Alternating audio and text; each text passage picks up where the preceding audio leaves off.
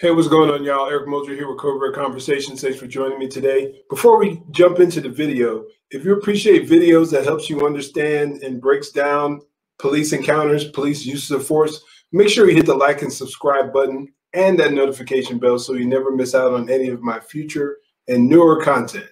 Today, we're going to be discussing the officer-involved shooting of Daunte Wright.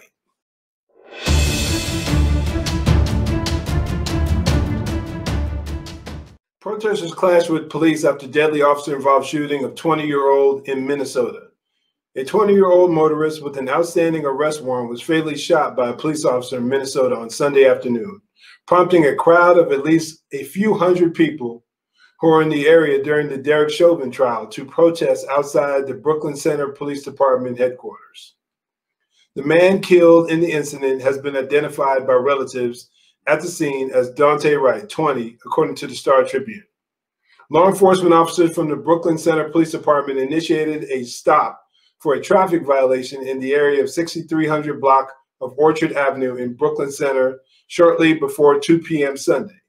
Before determining that Wright had an outstanding warrant, the Brooklyn Center Police Department said in a release. During the press conference where they released the dash cam or the body cam footage that we'll be getting into, it was a gross misdemeanor warrant, but the exact details of the gross misdemeanor warrant were unknown to the chief at the time, or so he said. According to the department, Wright re-entered his vehicle when officers attempted to take him into custody. One officer then discharged their firearm, hitting Wright.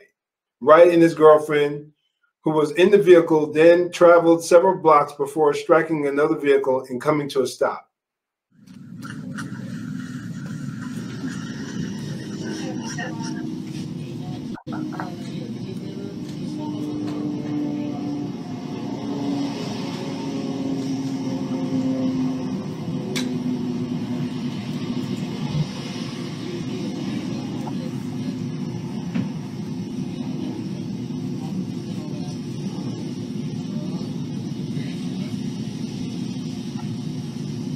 From what I'm hearing was that the initial reason for his stop was that I believe it was an unregistered plate or an expired plate.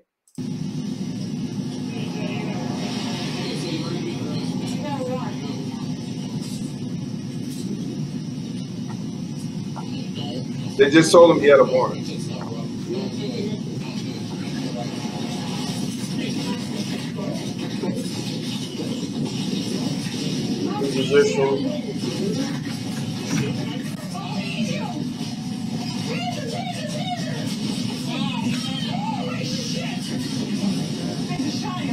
Oh, wow. I'll let the video continue on and let the chief of police give his perspective, and then I'll comment. We're trying to determine whether or not to terminate this officer. As you can hear, the officer, while struggling with Mr. Wright, shouts, "Taser, taser," several times. That is part of the officer's training prior to deploying a taser, which is a less lethal device. That is done to make her partners aware, as well as the subject, that a taser deployment will be imminent. During this encounter, however, the officer drew their handgun instead of their taser. For informational purposes, we train with our handguns on our dominant side and our taser on our weak side. So if you're right-handed, you carry your firearm on your right side and you carry your taser on the left. This is done purposefully and is trained. As I watch the video and listen to the officer's commands, it is my belief that the officer had the intention to deploy their taser, but instead shot Mr. Wright with a single bullet.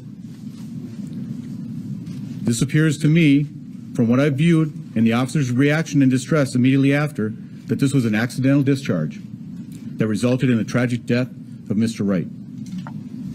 I have asked the BCA to conduct an independent investigation into the shooting and death. Once they are completed, I expect they will submit their findings, independent of me, to the appropriate authorities, the appropriate attorneys that will look and review this case. Well, what do you think about this whole interaction? Comment down below. What are your thoughts? I'd like to share a few takeaways from this video for average everyday civilians and for officers. One, for the civilian who comes in contact with the police. If the police are in a position to take you into custody for whatever reason, regardless of whether you feel it is justified or not, do not resist. I cannot stress the importance of that. Do not resist. Comply with the officers. We can see historically there is a consistent trend, a consistent pattern of people, regardless of their ethnicity, who, when they fight against the police, it increases the chaos that takes place, that is happening during this encounter, and dramatically increases the risk of harm coming your way, whether it be through injury or the loss of life. So compliance is so vital, and it's something that is almost never spoken of in public. You almost never hear anyone in the media, mainstream in particular, almost never hear anyone talk about the importance of complying with the police directions, complying with the police order.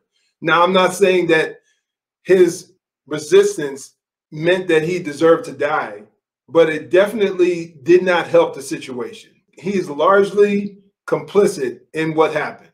Sad, unfortunate, absolutely tragic, but compliance, I'm telling y'all, I cannot stress it enough how important that is. Next point, for the officers, it demonstrates the importance of training. Now, I know it was a stressful situation and that she probably got confused in the midst of this entire conflict. And in no way do I believe that she meant to shoot him and that she used this as an excuse. But clearly there was a training issue. When the stress increased, she went to gun. She naturally reached to her dominant side, pulled out her firearm, and she shot the guy. By the time she realized what was going down, it was too late. Practice with your tools. I know practice can be time consuming. You can sometimes feel as if it is a waste of time, but I'm telling you, when the crap hits the fan, you're in the midst of a violent encounter or a potentially violent encounter, your practice or lack thereof will show. And in a situation like this, it unfortunately, tragically led to the loss of life.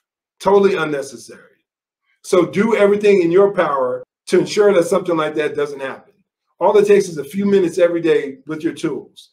Drawing your firearm, dry firing, drawing your taser, your baton, drawing your baton, and then going to the range, practicing firing, all those different things, being physically fit, being mentally alert, having a good diet, making sure that you slept enough the night before, if it's within your power to do so. All these factors play a role. The officer has to understand the responsibility that they have and the tools that they carry around on a daily basis. You can't become complacent with them.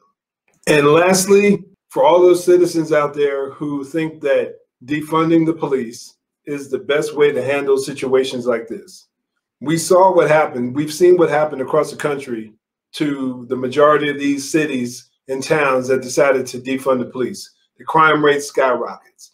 This video demonstrates the need and necessity of more police funding so that the police officers can receive more training. As long as law enforcement is present in our society, you want to have the best trained officers possible. So that means officers getting the financial funding that they need, financial backing that they need in order for them to be as efficient and as well trained as possible. The officer that responds to your 911 call, do you want them to be just a mediocre guy or girl who has the lowest level of training or the bare minimum? Or would you prefer that they be the top of the line officer who's best prepared tactically, physically, in his or her ability to communicate? Would you rather not have that person come to your door? Or would you rather have some bargain basement officer respond to your call who's not prepared for the worst case scenario? Just consider that before you continue to advocate for this whole concept of defunding the police. But I'd love to hear what y'all think. Comment down below about this whole video. What do you think about the officer? Do you think she should be fired, or do you think that she deserves due process? Comment down below. I greatly appreciate it. In the meantime, stay safe, God bless, and make sure you join the conversation.